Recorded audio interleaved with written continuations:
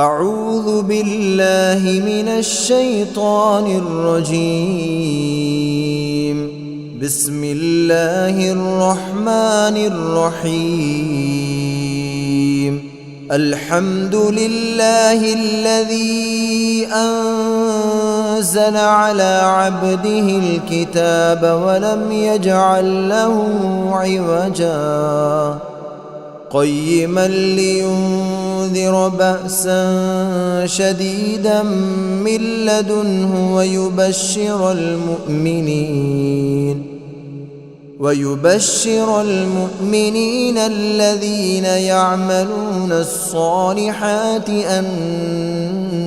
لهم أجرا حسنا ماكثين فيه أبدا وينذر الذين قالوا اتخذ الله ولدا ما لهم به من علم ولا لآبائهم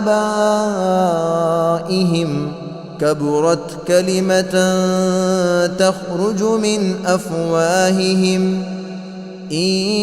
يقولون إلا كذبا فلعلك باخع نفسك على آثارهم إن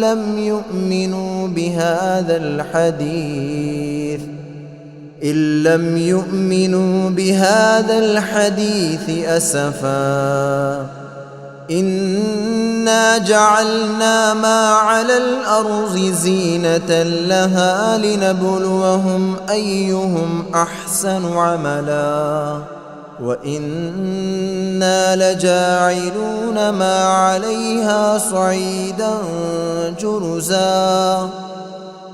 أم حسبت أن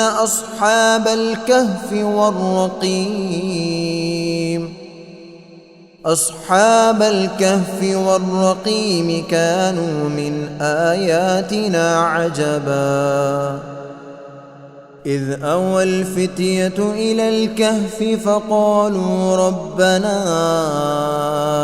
آتنا من لدنك رحمة وهيئ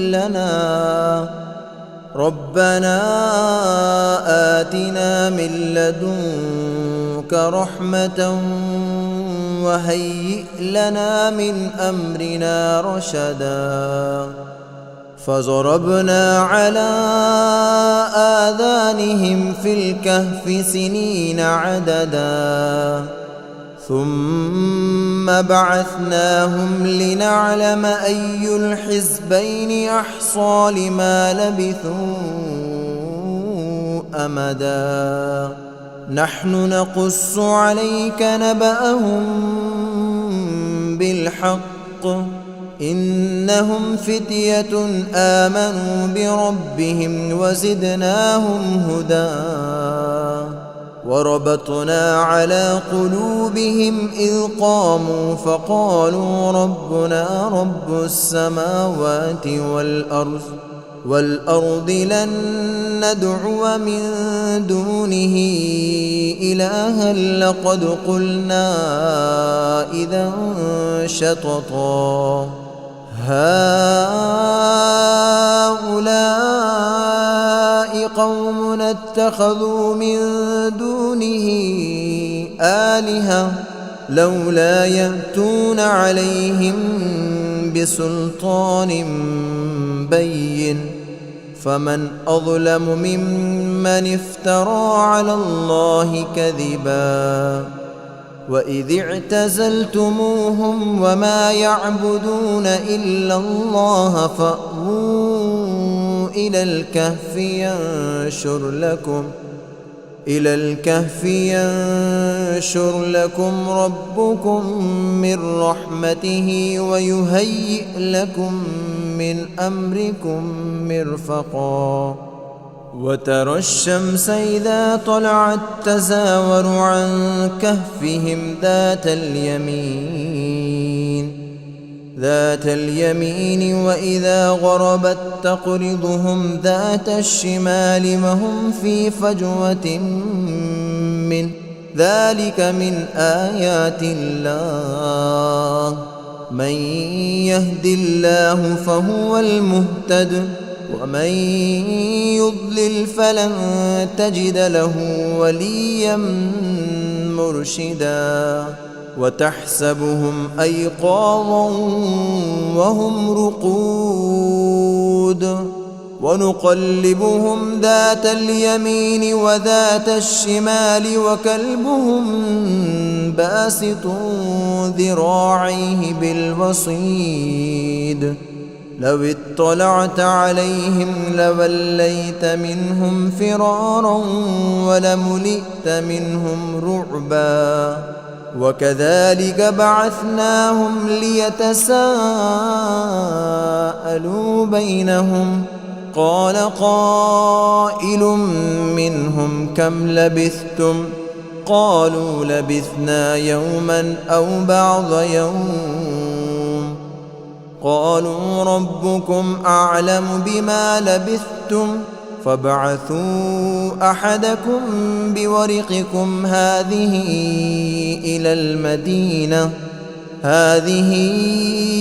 إلى المدينة فلينظر أيها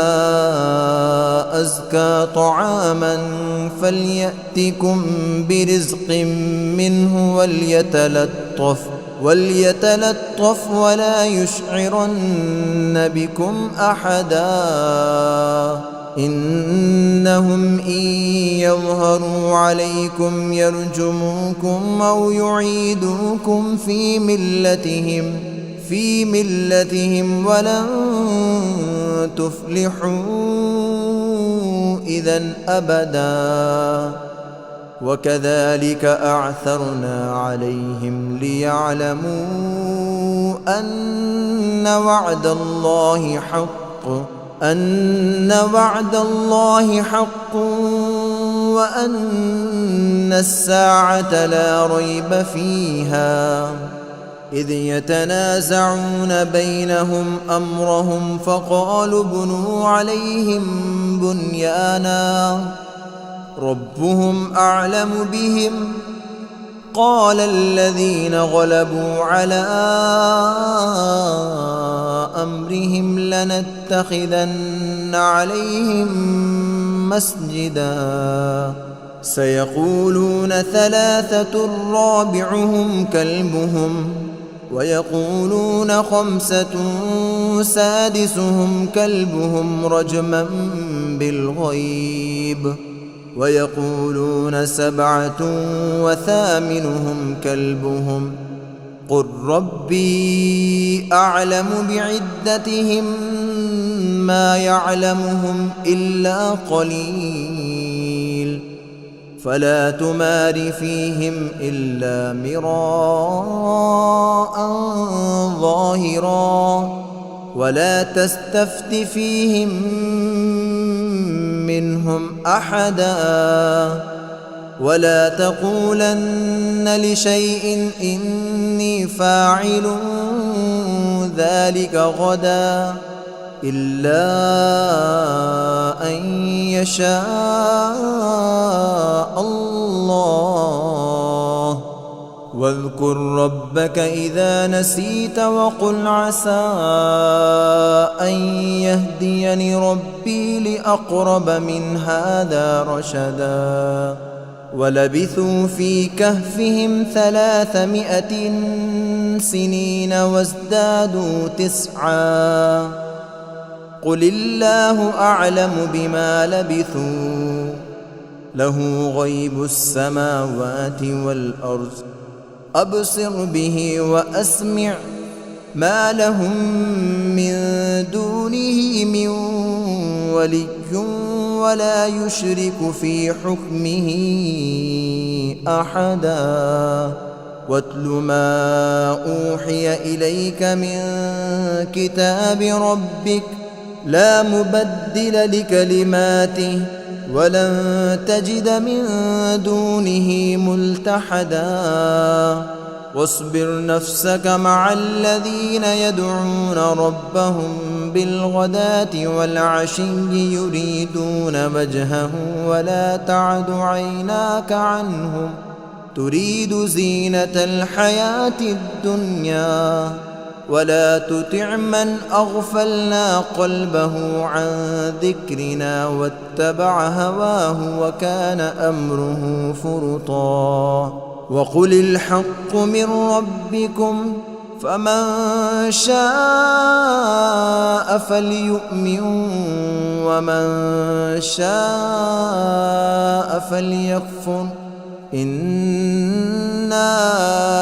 أعتدنا للظالمين نارا أحاط بهم سرادقها وإن يستغيثوا يغاثوا بماء كالمهل يشوي الوجوه بئس الشراب وساءت مرتفقا إن الذين آمنوا وعملوا الصالحات إنا لا نضيع أجر من أحسن عملا أولئك لهم جنات عدن تجري من تحتهم الأنهار يحلون فيها من أسابر من ذهب ويلبسون ثيابا خضرا من سندس واستبرق متكئين فيها على الأرائك نعم الثواب وحسنت مرتفقا واضرب لهم مثل الرجلين جعلنا لأحدهما جنتين من أعناب وحففناهما بنخل وجعلنا بينهما زرعا كلتا الجنتين آتت أكلها ولم تظلم منه شيئا وفجرنا خلالهما نهرا وكان له ثمر فقال لصاحبه وهو يحاوره أنا أكثر منك مالا وأعز نفرا ودخل جنته وهو ظالم لنفسه قال ما أظن أن تبيد هذه أبدا وما أظن الساعة قائمة ولئن رددت إلى ربي لأجدن خيرا منها منقلبا قال له صاحبه وهو يحاوره أكفرت بالذي خلقك من تراب ثم من نطفة ثم سواك رجلا لكن هو الله ربي ولا أشرك بربي أحدا ولولا إذ دخلت جنتك قلت ما شاء الله لا قوة إلا بالله إن ترني أنا أقل منك مالا وولدا فعسى ربي أن يؤتيني خيرا من جنتك ويرسل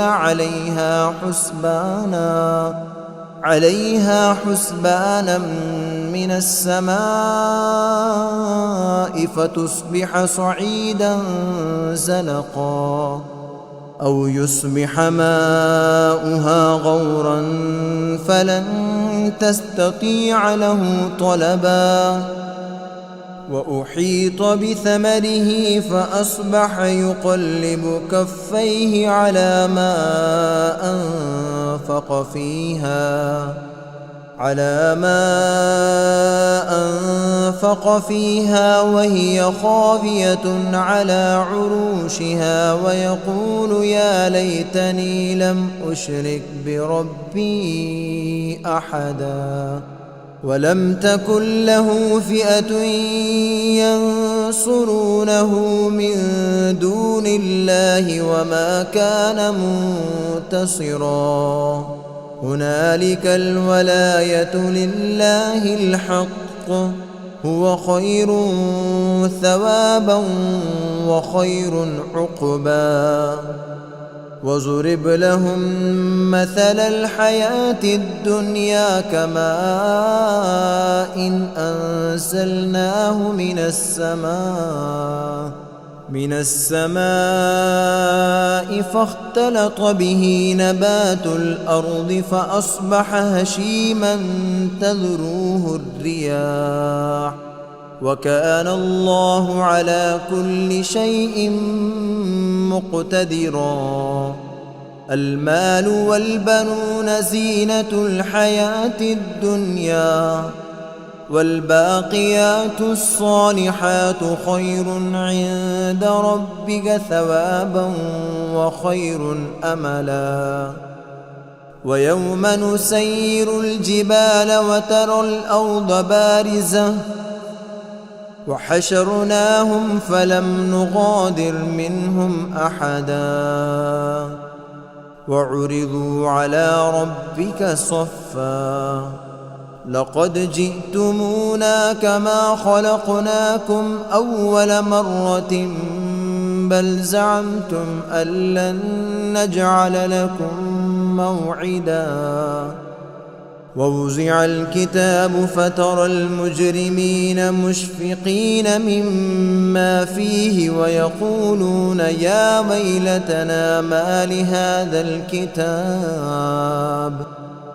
يا ويلتنا ما لهذا الكتاب لا يغادر صغيرة ولا كبيرة إلا أحصاها ووجدوا ما عملوا حاضرا ولا يظلم ربك أحدا وإذ قلنا للملائكة اسجدوا لآدم فسجدوا إلا إبليس كان من الجن ففسق عن أمر ربه أفتتخذونه وذريته أولياء من دوني وهم لكم عدو بئس للظالمين بدلا ما أشهدتهم خلق السماوات والأرض ولا خلق أنفسهم وما كنت متخذ المضلين عضدا ويوم يقول نادوا شركائي الذين زعمتم فدعوهم فلم يستجيبوا لهم وجعلنا بينهم موبقا ورأى المجرمون النار فظنوا أنهم مواقعوها ولم يجدوا عنها مصرفا ولقد صرفنا في هذا القرآن للناس من كل مثل وكان الإنسان أكثر شيء جدلا وما منع الناس أن يؤمنوا إذ جاءهم الهدى ويستغفروا ربهم إلا أن تأتيهم سنة الأولين أو يأتيهم العذاب قبلا وما نرسل المرسلين إلا مبشرين ومنذرين ويجادل الذين كفروا بالباطل ليدحضوا به الحق واتخذوا آياتي واتخذوا آياتي وما أنذروا هزوا ومن أظلم ممن ذكر بآيات ربه فأعرض عنها ونسي ما قدمت يداه إنا جعلنا على قلوبهم أكنة أن يفقهوه وفي آذانهم وقرا وإن تدعهم إلى الهدى فلن يهتدوا إذن أبدا وربك الغفور ذو الرحمة لو يؤاخذهم بما كسبوا لعجل لهم العذاب بل لهم موعد لن يجدوا من دونه موئلا وتلك القرى أهلكناهم لما ظلموا وجعلنا لمهلكهم موعدا وإذ قال موسى لفتاه لا أبرح حتى أبلغ مجمع البحرين أو أمضي حقبا فلما بلغا مجمع بينهما نسيا حوتهما فاتخذ سبيله في البحر سربا فلما جاوزا قال لفتاه آتنا غداءنا لقد لقينا من سفرنا هذا نصبا قال أرأيت إذ أوينا إلى الصخرة فإني نسيت الحوت وما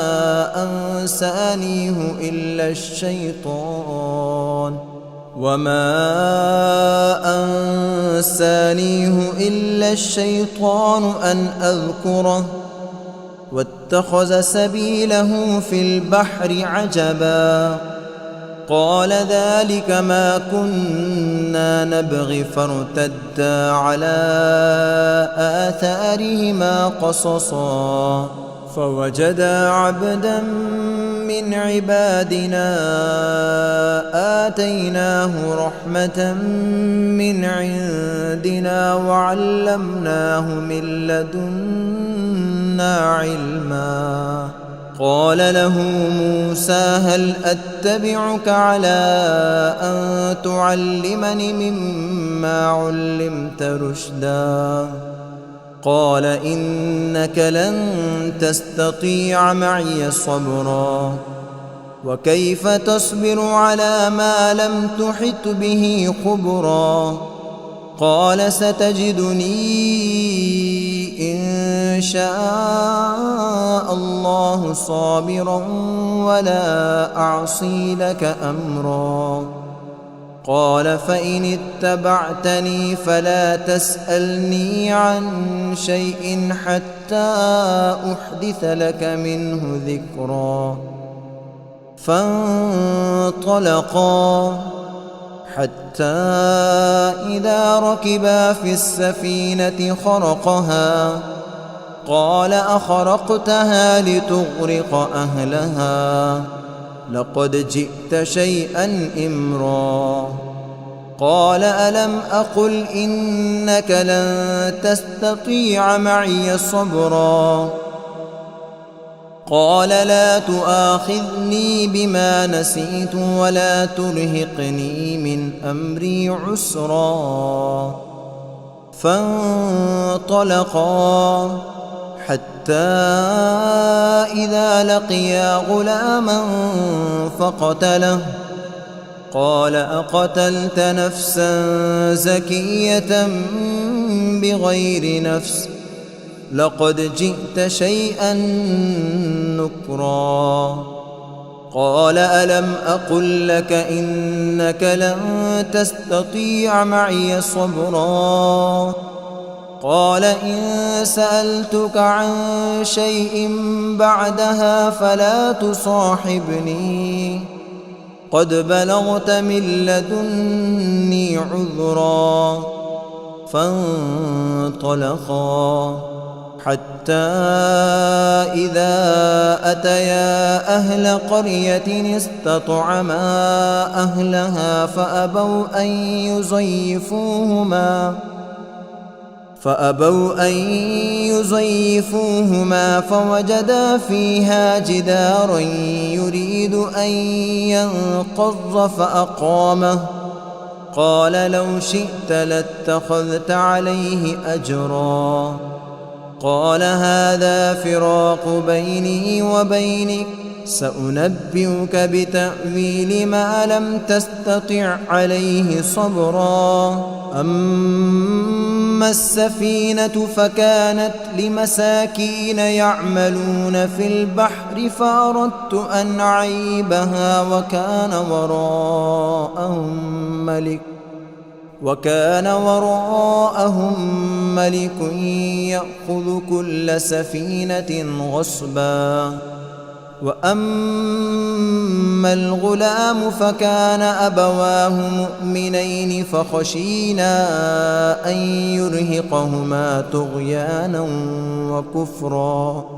فأردنا أن يبدلهما ربهما خيرا منه زكاة وأقرب رحما. وأما الجدار فكان لغلامين يتيمين في المدينة وكان تحته كنز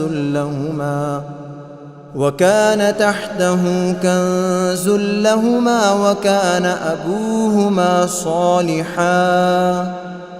فأراد ربك أن يبلغا أشدهما ويستخرجا كنزهما رحمة من ربك وما فعلته عن أمري، ذلك تأويل ما لم تسطع عليه صبرا. ويسألونك عن ذي القرنين، قل سأتلو عليكم منه ذكرا. إنا مكنا له في الأرض وآتيناه من كل شيء سببا. فأتبع سببا حتى إذا بلغ مغرب الشمس وجدها تغرب في عين حمئة ووجد عندها قوما. قلنا يا ذا القرنين إما أن تعذب وإما أن تتخذ فيهم حسنا. قال أما من ظلم فسوف نعذبه ثم يرد إلى ربه فيعذبه عذابا نكرا. وأما من آمن وعمل صالحا فله جزاء الحسنى وسنقول له من أمرنا يسرا. ثم أتبع سببا حتى إذا بلغ مطلع الشمس وجدها تطلع على قوم لم نجعل لهم من دونها سترا كذلك وقد أحطنا بما لديه خبرا. ثم أتبع سببا حتى إذا بلغ بين السدين وجد من دونهما قوما لا يكادون يفقهون قولا. قالوا يا ذا القرنين إن يأجوج ومأجوج مفسدون في الأرض فهل نجعل لك خرجا على أن تجعل بيننا وبينهم سدا. قال ما مكني فيه ربي خير فأعينوني بقوة أجعل بينكم وبينهم ردما. آتوني زبر الحديد حتى إذا ساوى بين الصدفين قال انفخوا حتى إذا جعله نارا قال آتوني أفرغ عليه قطرا فما استطاعوا أن يظهروه وما استطاعوا له نقبا قال هذا رحمة من ربي فإذا جاء وعد ربي جعله دكا وكان وعد ربي حقا وتركنا بعضهم يومئذ يموج في بعض ونفخ في الصور فجمعناهم جمعا وعرضنا جهنم يومئذ للكافرين عرضا الذين كانت أعينهم في غطاء عن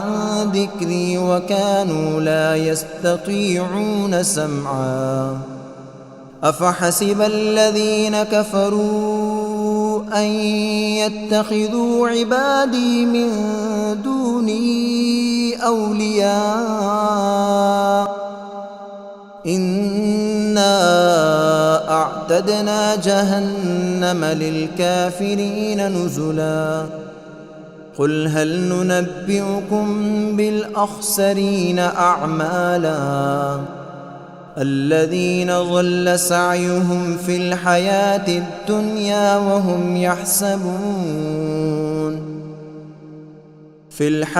الدنيا وهم يحسبون أنهم يحسنون صنعا أولئك الذين كفروا بآيات ربهم ولقائه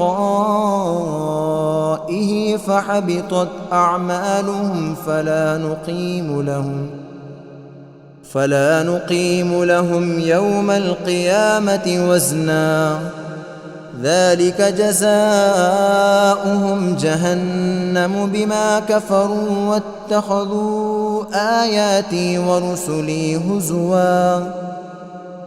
إن الذين آمنوا وعملوا الصالحات كانت لهم جنات الفردوس نزلا خالدين فيها لا يبغون عنها حولا قل لو كان البحر مدادا لكلمات ربي لنفد البحر قبل أن تنفد كلمات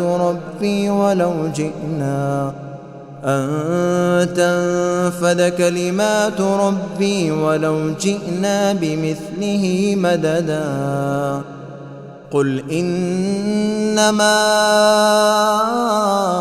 أنا بشر مثلكم يوحى إلي أنما إلهكم إله واحد فمن كان يرجو لقاء ربه